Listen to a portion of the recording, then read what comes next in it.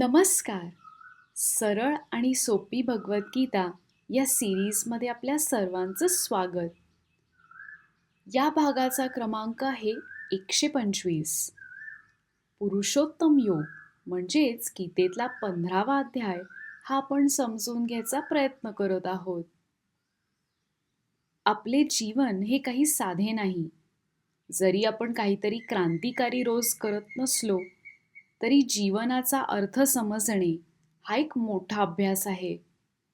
आज याच जीवनाचा अर्थ एपिसोडमध्ये जाणून घेऊया.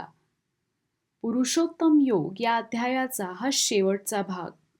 त्यामुळे एखादे गुपित ज्ञान तुमच्याकडून मिस होत नाहीये याची काळजी घ्या. इति गुह्यतमं शास्त्रम् इदमुक्तमया नघ एतद्बुद्ध्वा बुद्धिमान् स्यात् कृतकृत्यश्च भारत. हा या अध्यायातील शेवटचा म्हणजे 20वा श्लोक. या श्लोकात श्रीकृष्ण अर्जुनाला म्हणतात की वैदिक शास्त्रांमधले हे अत्यंत गुह्य तत्व मी तुला सांगितले आहे.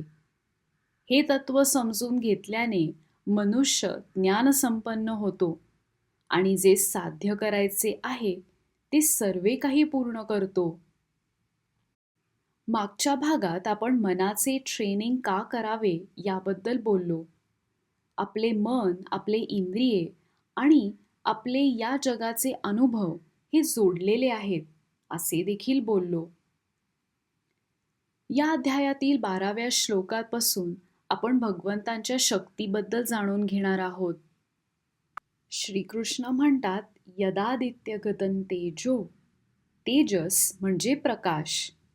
आपल्या आजूबाजूच्या सर्व गोष्टींचा प्रकाश हा सूर्यामुळे आहे आणि या सूर्याचा प्रकाश हा परमात्मा यांच्यामुळे आहे. म्हणजे आपण आहोत ते भगवंत यांच्याच या प्रकाश किंवा तेजसमुळे. पुढे ते म्हणतात, गामाविश्य च भूतानि धारयाम्यह मोजसा. म्हणजे ते पृथ्वीमधील शक्ती आहेत. त्यांच्यातील ऊर्जा वनस्पतींना आपल्या अन्नाला जीवन देते.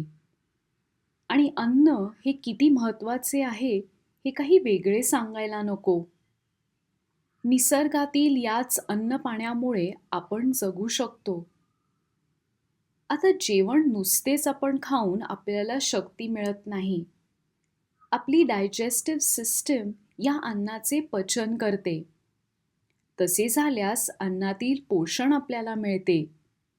भगवंत म्हणतात, अहम वैश्वानरो भूत्वा. याचा अर्थ म्हणजे ते पचनशक्ती आहेत. शेवटी श्रीकृष्ण म्हणतात, वेदांतकृत वेदविदेव चाहम. म्हणजे मी वेदांचा रचनकार आणि वेदांचा जाणकार आहे. आपल्या सनातन धर्मात वेदांचे महत्त्व काय आहे हे आपल्याला माहीत आहे. आपल्याबद्दल आपण काय करावे आणि काय नाही, माणसाची वागणूक कशी असावी हे सगळे जाणून घ्यायचे असेल तर वेदांसारखे गुरु कोणीच नाही. आणि हेच वेद म्हणजे श्रीकृष्ण. आपल्या धर्मात ऋग्वेद, सामवेद, यजुर्वेद आणि अथर्ववेद असे हे 4 वेद आहेत. पण अजून एक ग्रंथ आहे ज्याला तेवढेच महत्त्व देऊन पंचम वेद असे म्हणतात. तो कोणता असेल? काही अंदाज लावता येईल का? या अध्यायाच्या शेवटी जाता जाता श्रीकृष्ण एक मौल्यवान गोष्ट सांगतात. कूटस्थोक्षर उच्यते. म्हणजे आपला आत्मा हा अक्षर किंवा इम्पेरिशेबल आहे. आपले शरीर हे या जन्मापुरते आहे, पण या आत्म्याचा प्रवास हा लांबचा आहे. त्यामुळे या आत्म्याला आपण विसरून चालणार नाही. हा आत्मा आपल्याला परमात्मा यांच्याजवळ नेईल. आणि परमात्मा हे परम, सर्वांना आधार देणारे आणि सर्व शक्तिमान आहेत. त्यामुळे यो मामेवम सम्मूढो म्हणजे ज्याला काही कन्फ्युजन किंवा मनात काही गोंधळ नाहीये, तो मला बरोबर लेखू शकतो, असे श्रीकृष्ण म्हणतात.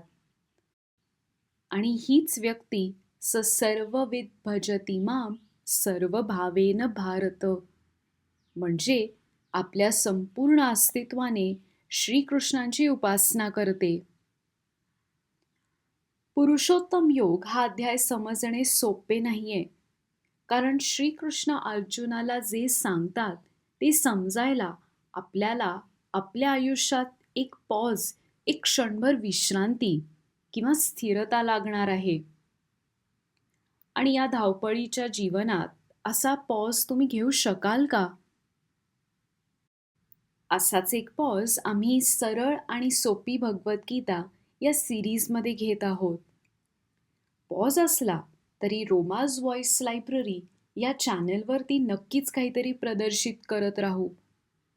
ते काय असेल हे लवकरच कळेल. पॉप कल्चरमध्ये म्हणतात तसे एखादे ईस्टर एग कदाचित या एपिसोडमध्ये असेल. भेटूया लवकरच. धन्यवाद.